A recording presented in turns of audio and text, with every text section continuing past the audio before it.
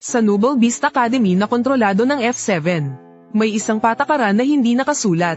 Sino mang makakuha ng purple brooch na bigay ng F7, ay agad na angat ang estado sa buhay.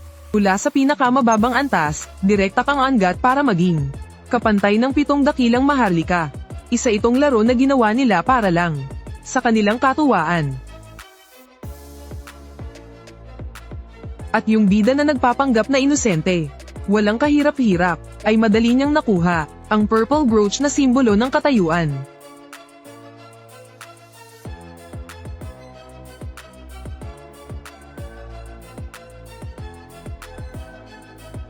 Pero ang hindi inaasahan ng lahat, itong matigas ang ulo at mayabang na babae, ay sa harap pa mismo ng buong eskwelahan, mga guro at estudyante.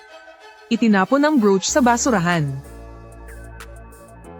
Mula noon, siya na ang naging target ng pambubuli ng lahat.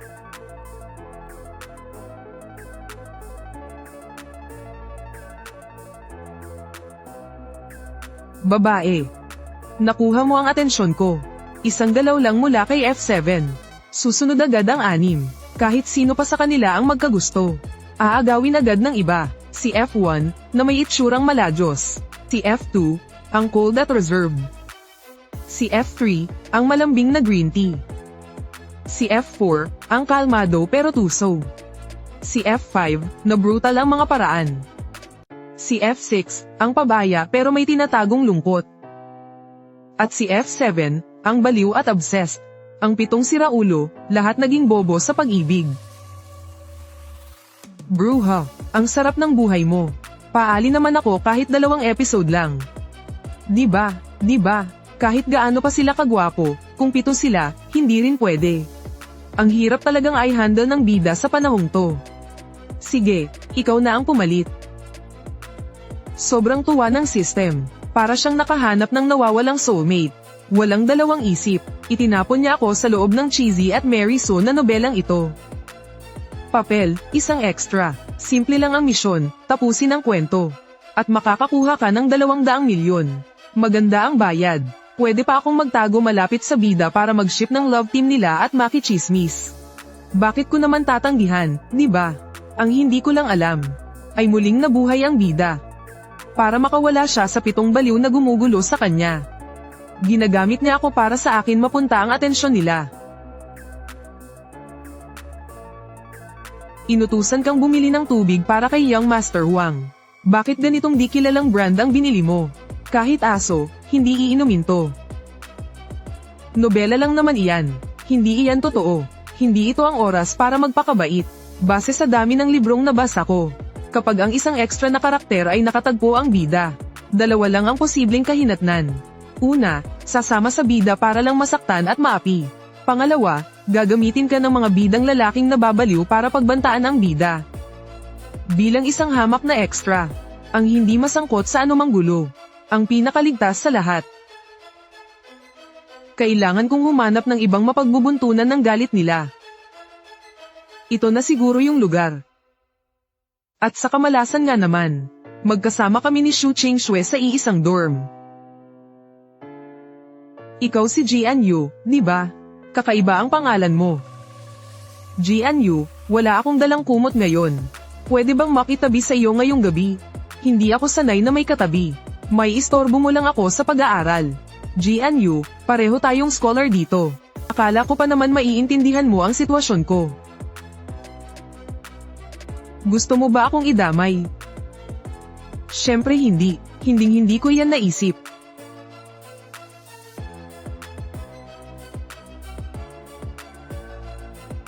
Maagang-maaga pa lang, hingal na akong tumakbo papasok sa klase.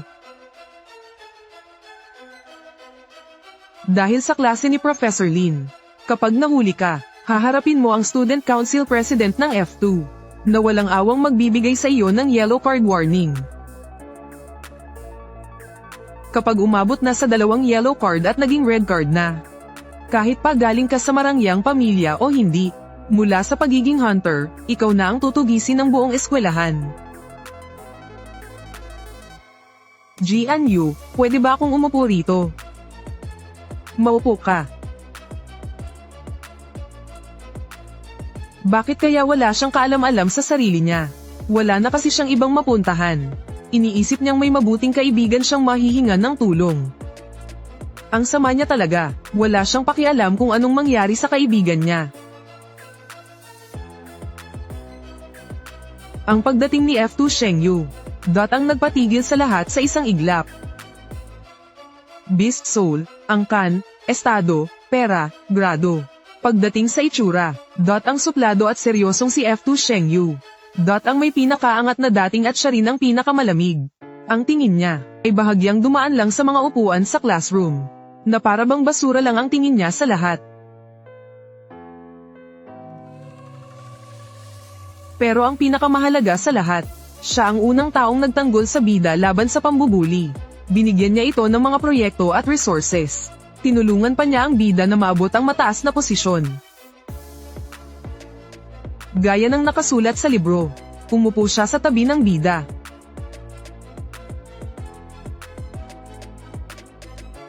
Dahilan para sabay-sabay na maduraj ang puso ng mga babae.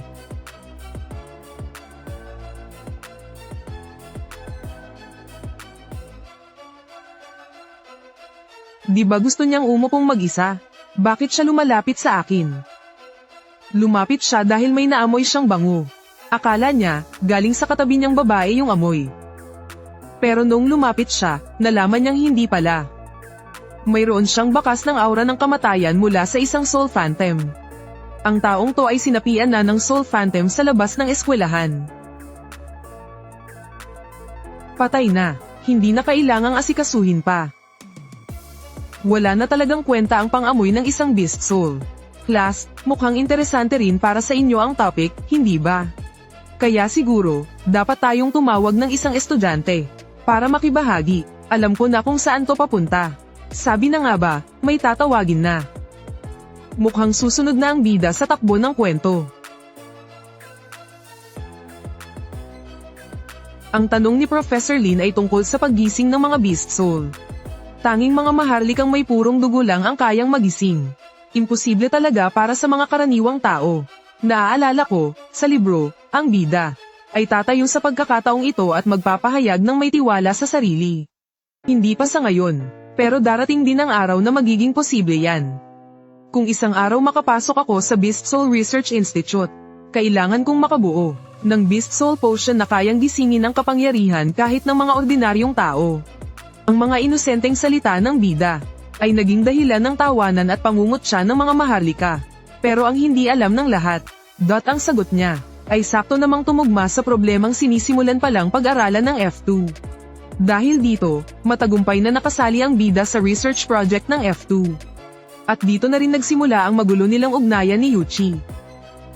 Siguradong hindi papalagpasin ng bida. Ang pagkakataong ito para magpakitang gilas, di ba? Profesor, yung roommate ko po, nagpuyat kagabi para tapusing basahin ang tungkol sa genetics. Excited na po siyang pumasok sa klase ninyo. Medyo mahiyain po kasi si Jianyu. Baka po mahiya siyang magtaas ng kamay. Buisit na bida to. Anong pinaggagawa niya? Akala ko pa naman biktima siya. Di ko inasahan na gagawin din niya pala ang mga laro ng maharlika. Huwag na. Ang ginagawa ng bida ay para lang talaga gawin akong target. Pero kahit madagdag pa ako, hindi naman mababawasan ang pambubuli sa kanya, di ba? Sa dati kong buhay, may ibang nagtataas ng kamay para sa akin. At ilang beses akong napahiya. Ganyan talaga sila maglaro. Bakit ngayon, ako naman ang pinagtatawanan nila? Totoong nagalit sa kanya si Professor Lin. Pero kahit papaano, napansin naman si Jianyu. Pumupunta si Shengyu sa klase. Pero hindi kailanman naging target niya si Professor Lin. Gusto niya ritong pumili ng ilang estudyanteng sasali sa research niya, yung mga may matinding interes sa genetics, at ang mga mahuhusay na estudyanteng kinikilala niya. Lahat sila ay inoobserbahan niya. Sa dati kong buhay, hindi gaanong malakas ang naging impresyon sa akin ni Jianyu. 13-21 gang Ziyu. Hanggang kahapon, 13-21 gang Ziyu. 13. Lihim kong tiningnan ang admission scores niya, 21. Ganun ba talaga kaganda ang mga grado ni Jianyu? Bakit si Shengyu noong nakaraang buhay ko ay hindi man lang pinansin ang isang tulad niya? Dahil nakatadhana namang magtatagpo tayo sa buhay na to. Bakit hindi na lang siya ang taong iyon? Maganda na, matalino pa. Isang nerd na sobrang interesado sa genetics. Siguro, pwede siyang maging pamalit sa akin. Mukhang nakakatakot pala talaga ako. Natatakot sa akin ang mga estudyante ko kaya hindi man lang makapagtaas ng kamay. Meron ako ritong isang bote ng bagong gawang gamot. Kaya nitong magpawala ng sakit sa loob ng 2 buwan. At maibabalik ang katawan sa pinakamainam na kondisyon. Espesyal ang mga sangkap nito. Kaya halos imposible nang makagawa pa ng pangalawang bote. Sino mang makapagbibigay ng sagot na ikasisi ako.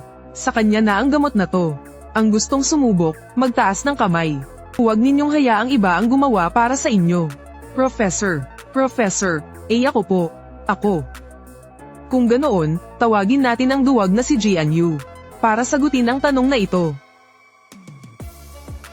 Hindi ako duwag. Hindi kaduwagan ng social anxiety. Professor, bago ko po sagutin ang tanong, maaari po bang may linawin muna ako? Hindi po kami gaanong malapit ni Xu Qingshui. Bihira lang siyang umuwi sa dormitoryo. Kagabi po, magdamag po talaga akong nag-aral tungkol sa genetics. Sobrang interesado po ako sa klase ni Professor Lin. Salamat sa mabuting intensyon ni Xu Qingshui. Pero sa susunod, kaya ko nang magtaas ng sarili kong kamay. Pasensya na, siguro'y nagkamali lang ako ng akala. HMP. Ang paggising ng Beast Soul ay nakabase sa Bloodline Gene. At sa evolution ng Beast Soul. Sa tingin ko, maaari rin tayong magsimula sa mga gene. Hindi man lang itinaas ni Sheng Yu ang talukap ng kanyang mga mata. Hindi nakuha ni Jian Yu ang interes niya kahit kaunti. Anong silbi ng matataas na marka? Napakatanga. Mukhang nagkamali yata ako ng taong pinili. Nahulaan ko na ang intensyon ni Xu Qingshui. Gusto niyang ako ang mapansin at sumikat. Pero ayaw kong sundin ang gusto niya. Pero kailangan kong makuha ang gamot ni Professor Lin. Isa lang akong hamak na tagasunod. Imposibleng magising ang Beast Soul ko. Kaya ang magagawa ko lang ay asamin. Ang healing potion na wala sa Research Institute. Nang hindi sinasadya, napalingon ako. At nagtama ang mga mata namin ni Sheng Yu. Grabe, ang gwapo niya. Ang kahinaan ko talaga sa magagandang mukha. Sa tingin mo ba, basta-basta mo na lang pwedeng tingnan ng isang F2? Kalma lang, kalma. Ang paggising ng mga Beast Soul ay kasabay ng paglitaw ng mga Primal Beast. Sa esensya, isa itong fenomeno ng ecological balance sa kalikasan. Hindi natin kayang labanan ang mga halimaw na tulad ng Primal Beast. Pero kaya ito ng mga Awakened One. Sa Noble Beast Academy, bukod sa mga ordinaryong tao, mas marami ang mga Awakened One. Dito nagtitipon ang lahat ng mga bagong dugo ng mga may Soul Beast. Kapag mahina pa ang isang Awakened One, nakakaakit sila ng mga Soul Wraith. Ang silbi ng eskwelahan ay bago pa sila lumakas. Pinoprotektahan sila para hindi lamunin ng mga Soul Wraith. At ang pinakakinatatakutan ng mga Soul Wraith ay ang mga Primal Beast. Kaya ang F7, na nagtataglay ng malalakas na Beast Soul, na suportado ng 7 dakilang pamilya. Ang natural na naging may hawak ng kapangyarihan sa eskwelahan. Inuutusan ng mga Awakened One ang kanilang mga Soul Beast, para lamunin ang mga gene fragment ng mga kapareho nilang Primal Beast, upang mapunan ang sarili nilang kakulangan, at magsagawa ng horizontal fusion. Ang matira ay matibay, sinasala nito ang matatag at mahusay na mga gene sequence, para makumpleto ang vertical purification. Interesante. Mukhang dapat kong bantayan itong si Jian-Yu. Hindi ganoon kadaling hulihin ang mga Primal Beast. Ang isang patay na Primal Beast ay nagpapakawala ng virus, na tuloy-tuloy na kumakalat. Hindi ito tinatablan ng anumang depensa. Kailangan itong sunugin agad ng buo. Hindi naman sa walang nahuhuling buhay na Primal Beast. Pero wala lang talagang napakinabangang nakuha sa pag-aaral sa kanila. Para lang mapag-aralan ang isang Primal Beast. Isang buong planeta ang nawasak. 50 awakened na ang nasawi. Malamang hindi na mag-uutos ang Alliance na hulihin sila ng buhay. Heto, kunin mo na ang gamot mo.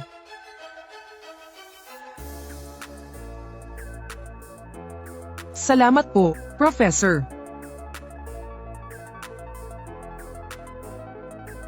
Hala, bakit mo basta nalang ininom?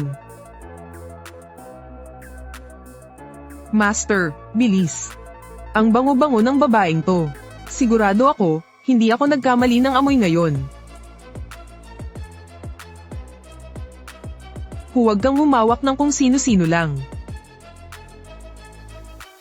Ano to?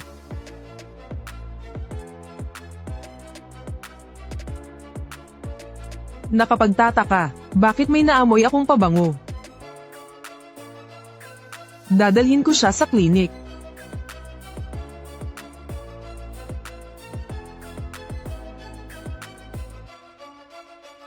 Nagbubuhat din pala ng tao si Sheng Yu. Katawa-tawa, sa pangalawang buhay ko, namumuhay na siyang parang tao. Sa dati kong buhay, akala ng lahat, gumagawa siya ng exception para sa akin. Pero ang totoo, ni minsan hindi niya ako hinawakan. Para sa kanya, ang ibang tao ay parang mga tinik. At ako naman, isa lang maruming bagay. Isang dampi lang sa akin, kailangan na niyang maligo't magbihis ulit. Itigil mo yang nakakadiri mong pagmumukha. Wala kang karapatang pagpantasyahan si Chief Sheng. TSK, isa lang naman siyang talunan. Noong nakaraang buhay ko, si Xu Xiaoqing, na may lihim na pagtingin kay Sheng Yu, ay ilang beses akong siniraan at pinahamak. Una, binugbog siya hanggang halos mamatay ng baliw na si Ling Yanji. Tapos, si Sheng Yu mismo ang nagpatalsik sa kanya sa eskwelahan.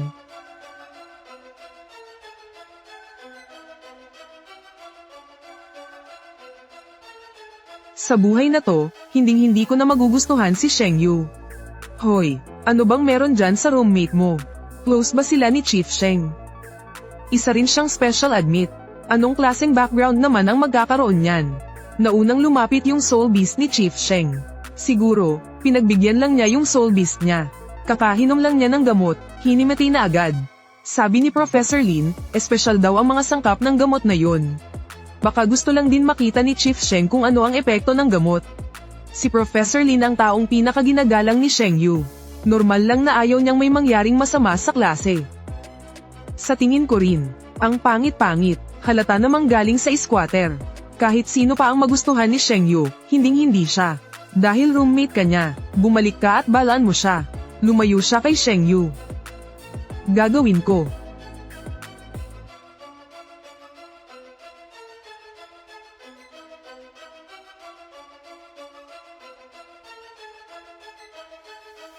Ang mga taong hindi mo kayang banggin.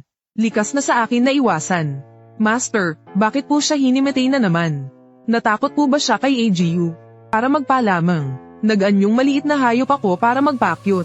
Sino namang matatakot sa itsura ng isang sisiw? Injiu, mas mabuting bigyan mo ako ng paliwanag. Kapag malapit sa kanya, komportable po si AGU. Master, hindi po ba kayo komportable? Ang mga tagalabas ay naiinggit lang sa mga awaken. Pero binabaliwala nila ang sakit na tinitiis natin. 1 oras ng sakit kada 7 araw. Kapalit ng habang buhay na walang sakit, may posisyon, at kapangyarihan. Isang triple S class na awaken.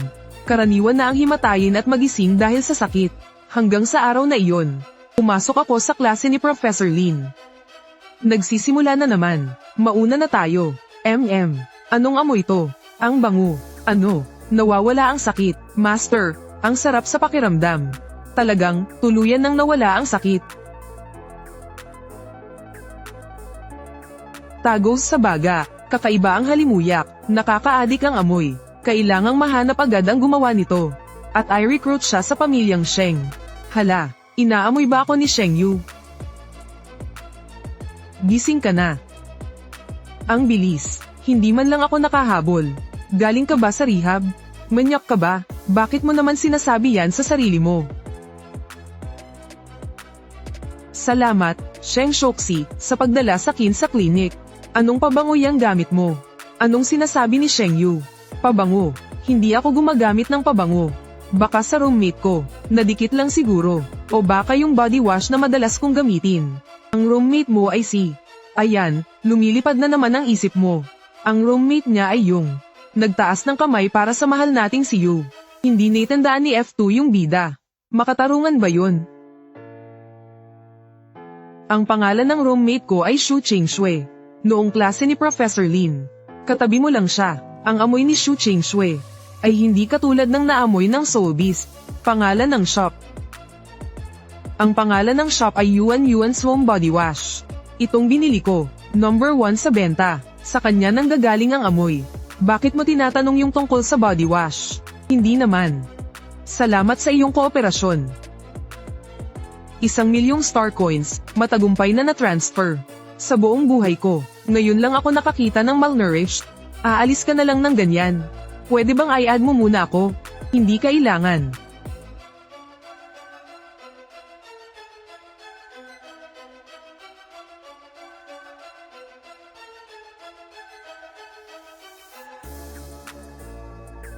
Bakit ka na parito? Naku, curious lang. Yung mga litrato sa campus website. Totoo ba yun? Di ba't germaphobe ka? Bakit ka tumatakbo habang buhat-buhat ang isang kaklaseng babae? Na-post sa campus website. Hindi ko pinansin.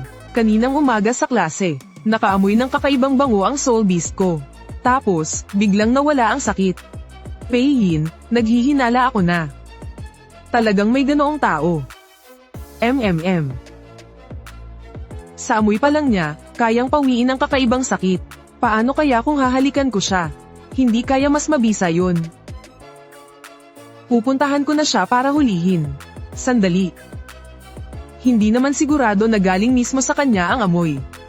Ako na ang mag-iimbestiga nito. Saka na natin pag-usapan kapag malinaw na ang lahat. Huli na ang lahat, yung mga sinabi mo kanina. Mukhang narinig lahat nung baliw na si Ling Yanji. Pumasok na ang 1,000,000 star coins. Hindi na natin kailangang magtipid masyado. Sino yan? Si Saint Chief pa mismo ang bumuhat sa kanya papuntang clinic. Nag-trending ako. Huhuhu, naol. Bakit siya pa? Kapag sumikat na siya, wala nang babanggit pa sa mga dati niyang issue. Ako to. Umalis na si Saint Chief. Kung hindi siya umalis, sa tingin mo ba lalapit ka? Ang isang tulad niya, syempre hindi ako maglalakas loob na pumunta. Hindi ka maglalakas loob. Kung talagang hindi ka maglalakas loob, edi sana hindi mo ako ipinahamak sa klase ni Professor Lin. Kung ayaw mong mamatay, layuan mo si Shengle. Pagpasensyahan mo na lang muna. Titigil din yan kapag humupa na ang galit nila. Itong kalagayan ko ngayon. Di ba ito naman ang gusto mong makita? Huwag ka nang magpanggap na mabait. Tingin ko, nagkakamali ka ng akala sa akin. Mali ang ginawa kong pagtataas ng kamay. Humihingi ako ng tawad sa'yo. Pero wala akong kinalaman sa pagkahimatay mo. Kaya ka hinimatay kasi hindi kinaya ng katawan mo ang gamot ni Professor Lin. Saka hindi ko naman inutusan si Sheng Yu na yakapin ka. Basta mag-iingat ka sa susunod na 2 linggo. Huwag kang aalis ng mag-isa kung hindi naman kailangan. Hindi ko talaga maintindihan ang mga galawan ng bida. Yung bida sa libro, inosente at mahilig magpasikat. Pero ang dating niya, kagalang-galang at malakas. Sa sarili niyang pagsisikap, marami siyang nakuhang taga-suporta. Hindi tulad ngayon na kung sino-sino na lang ang inaaway.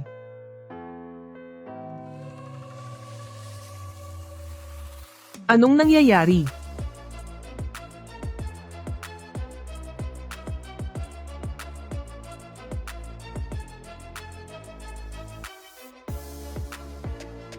Si Ling Yanji ng F6.